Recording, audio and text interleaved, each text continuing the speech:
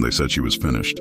A legend of war, paralyzed, broken, abandoned by the very fleets that once cheered her name. The galaxy looked away. The mighty races of the stars declared her useless, a relic to be forgotten. But humans see differently.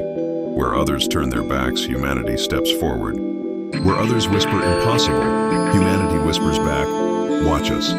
One soldier, a single fragile human, found her amidst the ashes. He was not the strongest, not the fastest, not even the most experienced, but he carried something rarer than power, a refusal to abandon. In the ruins of empires, as shadows closed in and hope crumbled, he knelt beside the paralyzed warrior and did the unthinkable. He chose to stay, because strength is not measured in muscle, not in weapons, not in fleets. Strength is measured in defiance, in the will to stand when the galaxy demands you fall. And as the human's hand met the broken warrior's, a spark lit the void. A spark that would change everything. The galaxy had asked the question before, what makes humanity dangerous? But now, faced with one soldier's choice, it would have to face a far darker one. If humanity will not abandon even the broken, what could they possibly abandon?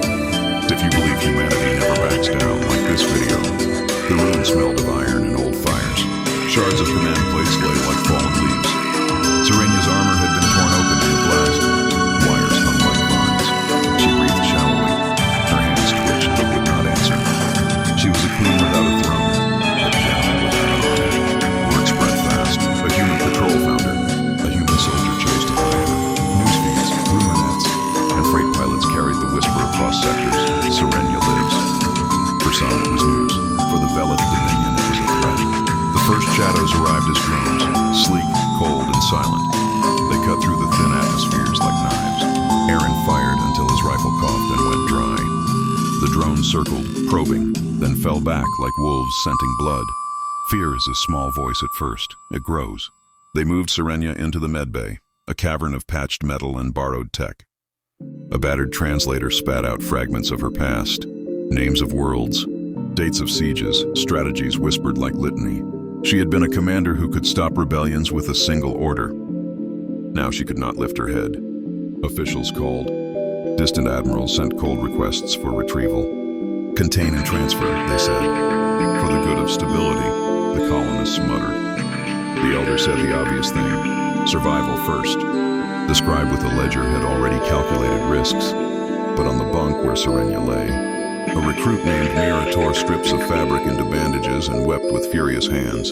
She did not do calculations. She counted breathing. She counted who would stand when it mattered. The outpost that had once been a dot on a map now had a line drawn through it. Protect or hand over. Then the first real attack came. Not scouts, not drones, but a strike team with doctrine and malice. They hit at dawn when shadows are easiest to hide in. Explosions rolled like distant thunder and then were inches away, corridors filled with smoke. The medbay light stuttered and fell to red. Short, sharp sentences, chaos, screams. The recruits fought like cornered animals. Aaron smelled the metal of fear. He tasted it on his tongue. They repelled the first wave with jury-rigged charges and a courage that surprised even those who knew humans best.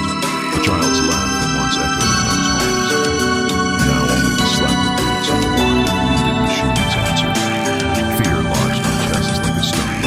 But fear was not the end. It was where the story sharpened. When the radio channels cooled, a drone envoy hovered outside the outpost. A diplomatic voice crackled through velvet over iron. Surrender the commander.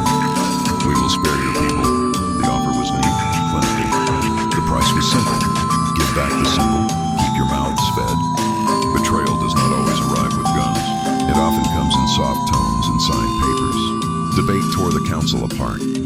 Some elders, scarred by hunger and loss, argued for the deal. One counselor, honest, tired, said, "We are a colony, not a crusade. We save children, not legends." His words landed like knives. Anger grew like a bright wound. Mira carved words into a scrap of bulkhead. We do not bow. It was childish. It was defiant. It stuck to the heart. Aaron listened to the council and felt the floor tilt. He thought of Serenya's single burning eye and how she had once stood where now dust settled. He thought of how small they were. He thought of how small did not mean weak. They decided to move her. The plan was brittle and brilliant. A cloaked freighter on the far side of the moon. A smuggled lane beyond Dominion sensors. A a neutral field where a surgeon might buy time. They strapped Serenia into a makeshift exo-rig so she might sit upright. She barked orders, sharp, precise, pointing where to avoid patrols, how to fold shadows like paper. Her voice was a weapon again, even if her legs would not obey. They crawled through service shafts, carrying the aching weight of history. Every shadow seemed like a mouth waiting to close. Every creak was a countdown. Halfway across the blasted flats, a flare traced the sky like a bleeding comet. Engines screamed. The freighter once promised reversed course. A signal had snared their lead. Someone had told me.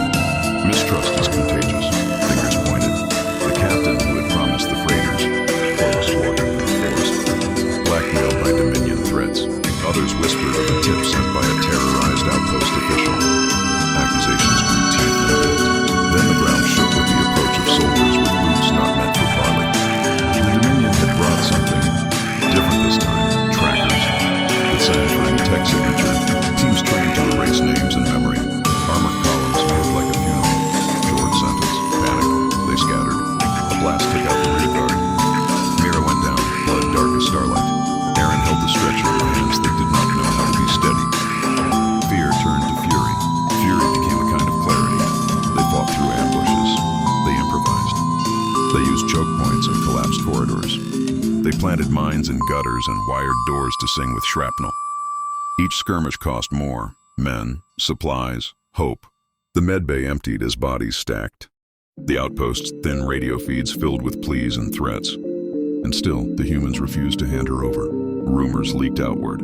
A broken commander alive. Humans protecting her. On fringe worlds, those who suffered under Dominion rule clenched fists. A whisper became a murmur. If they can do this, maybe we can too. The idea spread like fuel. The Dominion escalated. Ships came in numbers that no colony should have to face. They cut supply lines, blockaded sectors, issued ultimatums. The galaxy's official channels painted the human protectors as criminals, reckless fools jeopardizing peace. But messages of solidarity slipped through black nets. Hold the line. We are watching. Under one smothered blackout, Serenia spoke to Aaron, not of strategy this time, but of what had been lost. Once she had commanded fleets and commanded respect. Now she confessed to the sharpest hurt. The helplessness of a leader who cannot stand for her people. Her voice trembled with shame and with a memory of iron. Aaron answered with the small human truth that had guided him since he was a boy. We won't let them write the end. His voice was thin. It trembled. It was also stubborn. They prepared to fight or run. They had minutes. The sky burned with distant engines. The sensor net flickered. Incoming bogies closing fast. The galaxy, it seemed, had finally chosen. If you think humans never kneel, make sure to share this story. Silence. That was all that remained after the fire. The Dominion fleet, once an unbroken wall of steel, drifted shattered across the void, burning wreckage. Painting stars across the stars. Kessar 9's defenders watched in stunned disbelief. Their home still stood. They still breathed. But the Dawnfire was gone. No wreckage returned. No beacon flared in the darkness. Only whispers on comms of a ship that had defied the impossible and vanished in the blaze. For a time, the survivors refused to speak, as though words might shatter the fragile miracle they had bought with their lives. The cost of defiance. The colony's streets were lined with ashes. Families wept over craters where homes once stood. Volunteers who had strapped bombs to their chests were remembered in silence, their names etched onto the walls of the battered outpost. Children carried the weight of lost parents. Soldiers carried the weight of brothers who had not returned. Defiance had won them survival. But survival had come at a price that could never be repaid. Humanity stood bloodied, scarred, but alive.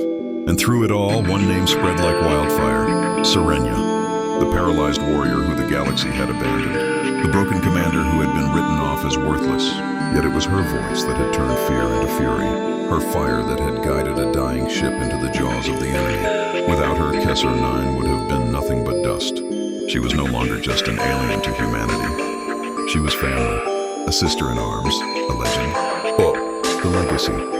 When word of the Dawnfire's last flight spread beyond Kessar 9, something shifted across the galaxy. Races who had mocked humanity's fragility began to whisper in awe. Entire fleets once loyal to the Dominion hesitated. If fragile humans could stare down annihilation and win, what excuse did anyone else have to yield? Rebellion sparked in hidden corners of the stars.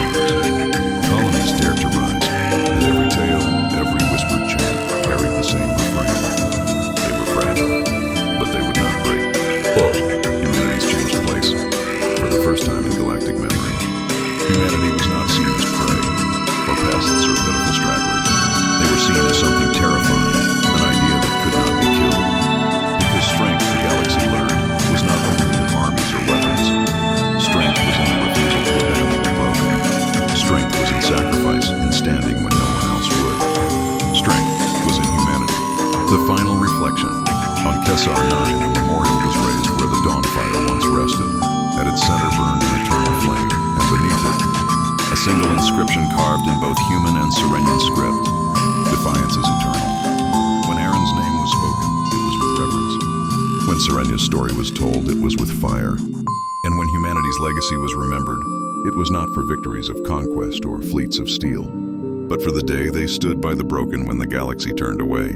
The Dominion had sought to erase them with fear. Instead, they had given them immortality. And so the galaxy whispered a question it had once laughed at.